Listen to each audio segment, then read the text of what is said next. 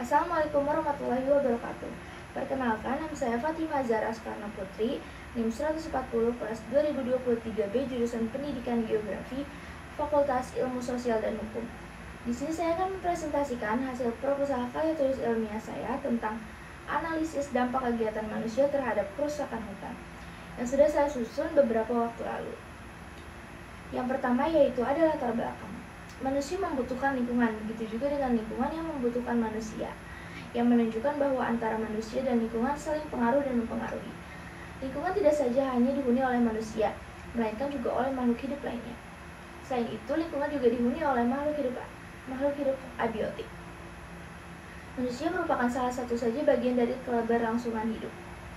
Keberlangsungan hidup manusia sangat tergantung dari keutuhan lingkungan tempat tinggalnya, termasuk keutuhan bagian-bagian lingkungan hidup lainnya. Manusia memerlukan sumber daya alam yang ada di lingkungan untuk memenuhi dan mensejahterakan hidupnya agar kehidupan manusia dapat berlangsung secara berkelanjutan. Oleh sebab itu, lingkungan bagi manusia bukan hanya saja untuk dieksploitasi dan dieksplorasi, tetapi juga untuk menjadi persyarat untuk terjadinya hubungan kestabilan antara manusia dan lingkungan hidupnya.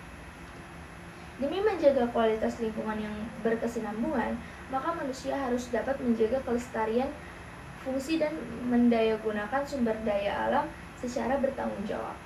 Beberapa pengertian yang berkaitan dengan lingkungan hidup adalah sebagai berikut, yaitu ada lingkungan hidup, yang merupakan kesatuan ruang dengan semua benda, daya, keadaan, dan makhluk hidup, termasuk di dalamnya manusia dan perilakunya yang mempengaruhi keberlangsungan kehidupan dan kesejahteraan manusia serta makhluk hidup lainnya.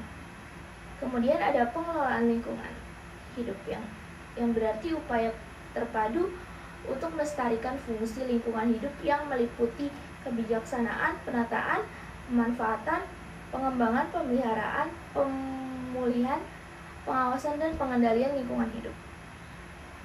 Kemudian ada bagian di tujuan penelitian. Manfaat konservasi alam sangatlah banyak dalam kehidupan. Sebagai makhluk hidup, haruslah kita bisa menjaga dan melindungi lingkungan sekitar dengan melakukan perawatan dan perlindungan terhadap lingkungan. Tak ayal manusia akan menaungi hasil yang baik, karena manusia, tumbuhan, dan hewan merupakan kesatuan yang saling membutuhkan. Semua melangsungkan kehidupannya dengan saling membantu satu sama lain.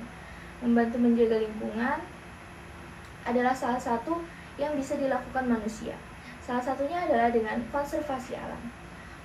Konservasi alam merupakan kegiatan menjaga dan melestarikan alam sebagai tempat tinggal manusia.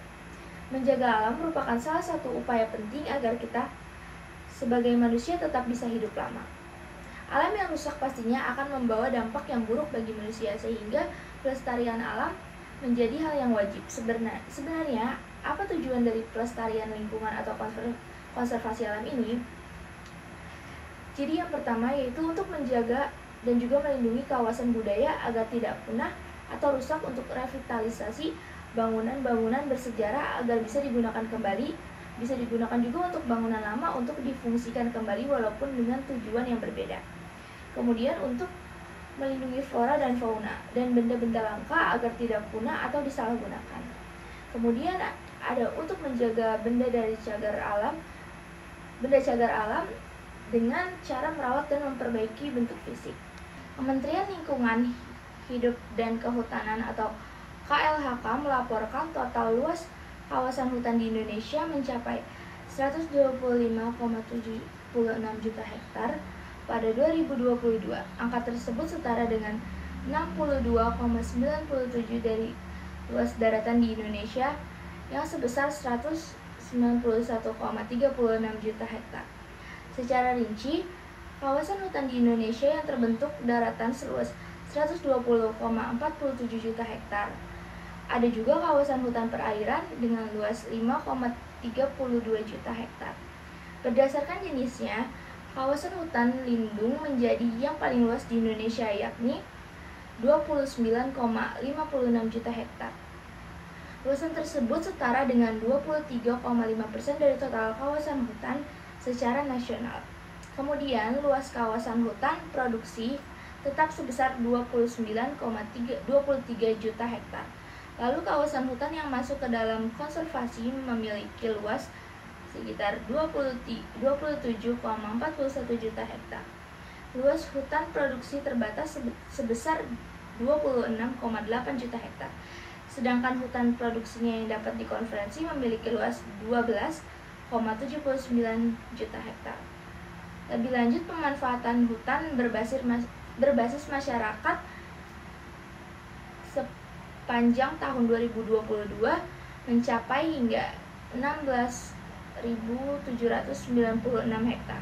Angkanya sudah mencapai 111% dari target pemanfaatan hutan sebesar 591,761 hektar.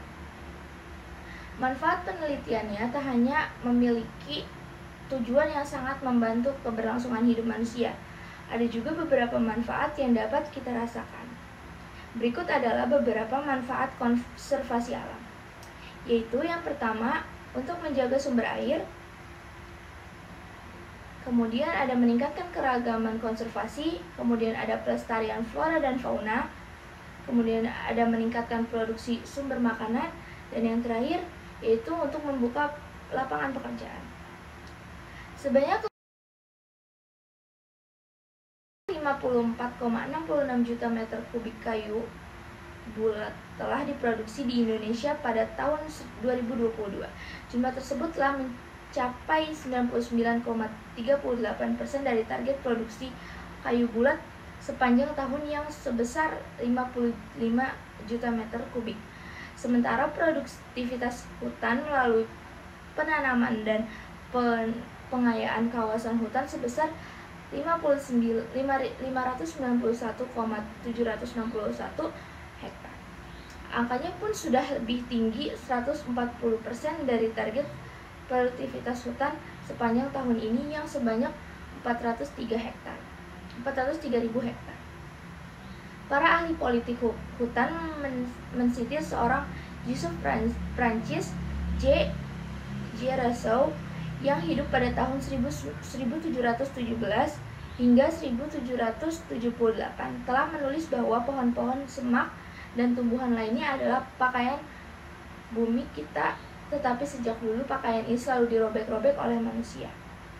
Kalau kumpulan pohon, semak dan tumbuhan lainnya diartikan sebagai hutan, maka kerusakan hutan oleh manusia rupanya telah berlangsung sejak lama, sejak berabad-abad lalu hingga sekarang, dan hal ini terjadi pula di Indonesia.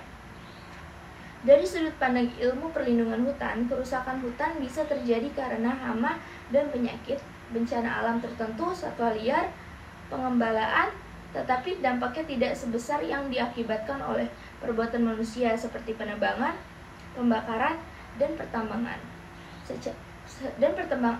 secara terus-menerus atau berulang-ulang dalam waktu lama dalam skala besar. Dampak negatif atau kerugian dari kerusakan hutan dirasakan oleh banyak pihak, tidak saja oleh pengusaha hutan yang kehilangan peluang berproduksi secara optimal lestari guna mempertahankan kelangsungan bisnisnya, juga timbul penilaian atas berkurangnya peran pemerintah dalam melindungi rakyatnya untuk melindungi dari bahaya banjir, tanah longsor, ketersediaan air untuk pertanian dan kehidupan rakyat, ketersediaan udara bersih, penderitaan rakyat yang tinggal di daratan rendah atau pesisir atau perkotaan, bahkan sampai pada satwa liar yang dilindungi terpaksa berkeliaran karena kehilangan habitatnya. Kerusakan hutan yang terjadi di Indonesia bukan merupakan sebuah isu yang sama sekali baru dalam konteks pembangunan kehutanan di Indonesia. Artinya, sinyalemen rusak dan hilangnya hutan sudah berlangsung sejak lama. Berbagai catatan dan literatur telah membuktikan bahwa aktivitas perusakan hutan di Indonesia telah berlangsung sejak zaman prakemerdekaan, di mana sejarah telah mencatat bagaimana proses pengerusakan hutan jati di Jawa oleh VOC, yang mana pada waktu itu berkuasa menentukan semua urusan perdagangan yang menginginkan hasil produksi yang tinggi dari hutan Indonesia tanpa memperdulikan asas kelestarian. Kerusakan hutan dimulai ketika pemberian areal sensi berupa hutan produksi di luar Pulau Jawa kepada pemegang HPH yang dimulai pada awal tahun 1970-an. Dari pembahasan tentang kondisi di Indonesia yang meliputi luasnya peranan manfaat yang dihasilkan serta berbagai faktor yang menyebabkan kerusakan hutan, dapat ditarik beberapa kesimpulan penting. Yang pertama, Indonesia memiliki kekayaan alam yang luar biasa dalam bentuk hutan, yang bukan hanya sebagai sumber daya alam tetapi juga memiliki manfaat ekologi, sosial, dan ekonomis yang besar bagi masyarakatnya. Kedua, kerusakan hutan bukanlah masalah baru tetapi merupakan permasalahan yang telah berlangsung sejak lama, baik karena eksploitasi yang tidak terkontrol, kebijakan yang kurang tepat, maupun praktek ilegal seperti penambangan liar dan penyelundupan kayu. Ketiga, yaitu kerusakan hutan membawa dampak serius bagi lingkungannya, termasuk terancamnya keberlangsungan hidup sebagai spesies satwa dan berbagai layanan ekosistem yang penting bagi manusia seperti pengaturan iklim, ketersediaan air, dan perlindungan dari bencana alam. Keempat, upaya untuk melindungi dan mengelola hutan dengan baik menjadi sangat penting untuk menjaga manfaat-manfaat yang dapat diperoleh dari hutan, termasuk perlunya penegakan hukum yang kuat untuk mengatasi praktek-praktek ilegal yang merusak hutan. Yang kelima, melibatkan berbagai pihak seperti pemerintah, masyarakat, dan lembaga swadaya dalam upaya konservasi dan rehabilitasi hutan, dan sangat diperlukan untuk mencapai keberhasilan dalam menjaga kelestarian hutan. Sekian video presentasi saya, kurang lebihnya mohon maaf. Wassalamualaikum warahmatullahi wabarakatuh.